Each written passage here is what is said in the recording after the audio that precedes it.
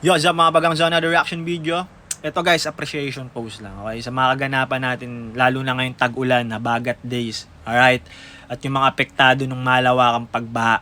At ang usapin ng flood control ang pag-uusapan guys. I-flex ko tong nabotas. Yung bayan na kung saan nakatira ako. Alright? Ito guys, kung makikita nyo yan, mga picture. Yan, guys, gumagana guys. Gumagana yung mga flood control namin dito. At makikita mo yung mga kalsada namin guys. Malinis. Walang baha. Ito pa guys. Ito pa guys, no. Ito. Sa amin to guys. Sa barangay namin. Doon ako banda nakatira. Pero kung makikita nyo guys, tuyong-tuyo ang lansangan namin. Okay? Sa nabotas yan guys. Ito pa.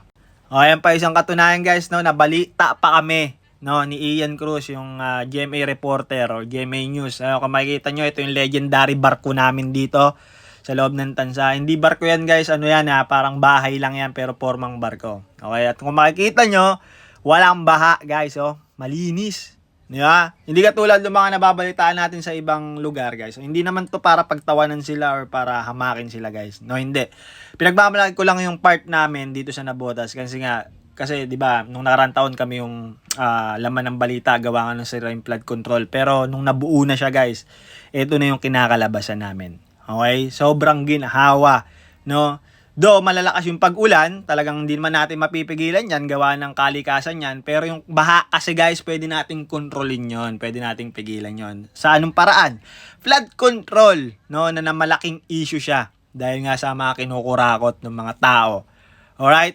Pero ito na lang guys, no, sino ba yung makikagagawan kung bakit kami free sa baha ngayon? Ito lang, ipopost ko na rin. Ito, no, yung dalawang tao, yung magkapatid na to guys. Okay? Itong magkapatid. Sino ba yan?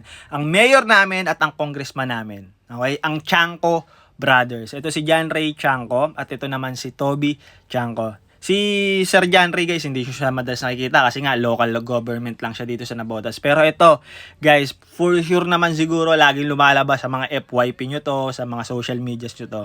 At alam ko na rin guys na kilala nyo na rin naman siya, no, na talagang very vocal siya, no, dun sa mga nangyayari sa atin ngayon. Alright? So, Congressman Toby at Mayor John Ray Chanco, sumasaludo ko sa mga ginawa nyo sa Nabotas, no. Kapag talaga walang korap sa namumuno sa atin, talagang mapifeel mo talaga na may gobyerno, at iyon yung nararamdaman namin sa Nabotas. Kaya I'm proud to be Naboteño. No, shoutout sa lahat ng mga taga Navotas diyan at sa mga Naboteño diyan, no. Kung dati nung nakaraan taon tayo laman ng balita dahil sobrang lalim ng baha, pero ngayon laman tayo ng balita kasi isa tayo sa mga hinahangaan ngayon. Okay, dahil walang baha. Yung sinasabi ng iba na sana ganun din daw sa kanila. Pero ito lang masasabi ko guys dun sa mga nakaranas ng baha ngayon, particularly dun sa Parañaque, Cavite, Batangas, La Union at kung saan pang parte ng Luzon or ng Pilipinas, no, mag-ingat po tayo. Okay, at magdasal po tayo. Alright?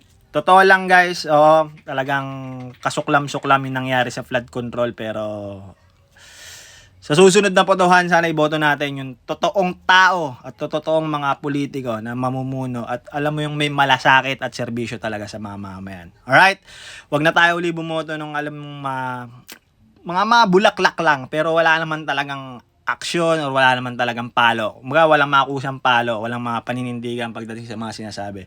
Kaya yun, no? Very shoutout sa dalawang magkapatid nito, Sir John Ray Chanco at Sir Toby Chanco. Shoutout po sa inyo. Pagpatuloy nyo lang mga Zerno. Nandito lang ang sandatahang Naboteño para suportahan kayo at nakikita naman namin yung inyong mga efforts through all the years na nandito kayo sa amin, no? Ayun lang mga bagang. Appreciate ko yung dalawa. Peace ya, brr!